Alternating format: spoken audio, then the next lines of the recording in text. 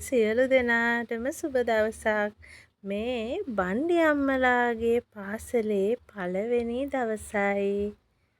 ඉතින් මං කිව්වනේ පුංචි බණ්ඩියේ ඉන්න පුංචි පැටියා වෙනුවෙන් අපිට පුළුවන් කියලා පුංචි බුද්ධි වර්ධන ක්‍රියාකාරකම් කරන්න. ඉතින් ඔන්නේ ක්‍රියාකාරකම් තමයි අපි අද පටන් ගන්න යන්නේ.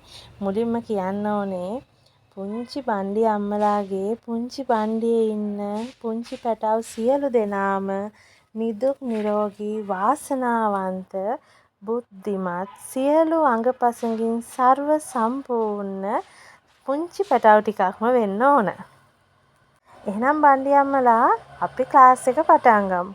ඉතින් අපේ බණ්ඩියේ ඉන්න පුංචි බණ්ඩි පැටව් ටිකට ඉස්සෙල්ලාම අපිට දෙන්න පුළුවන් පාඩම් මාලාවක් තමයි ගණිතය කියලා කියන්නේ.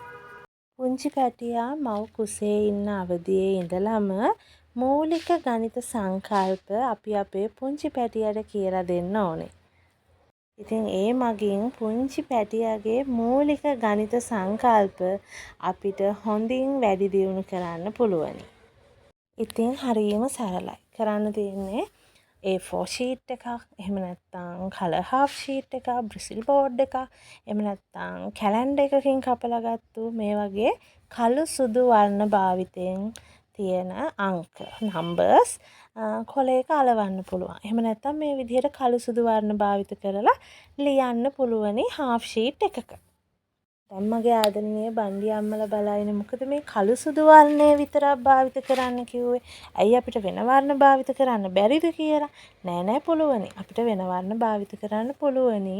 ඒ වුණාට මූලික වර්ණ විදිහට අපි දරුවන්ට භාවිත කරන්නේ මේ කළු සුදු වර්ණ දෙක.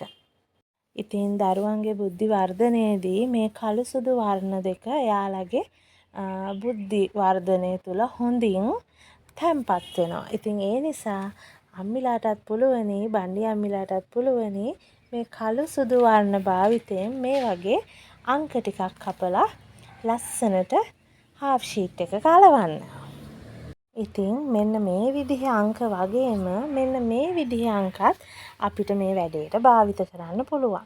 එහෙනම් මගේ ආදරණීය බණ්ඩි අම්මලා අපි හෙට බලමු කොහොමද මේ අංකත් එක්ක මේ නම්බර්ස් එක්ක අපේ බණ්ඩියේ ඉන්න පුංචි පැටියාගේ බුද්ධි වර්ධන ක්‍රියාකාරකම් මූලික අදියරෙන් පටන් ගන්න කියලා.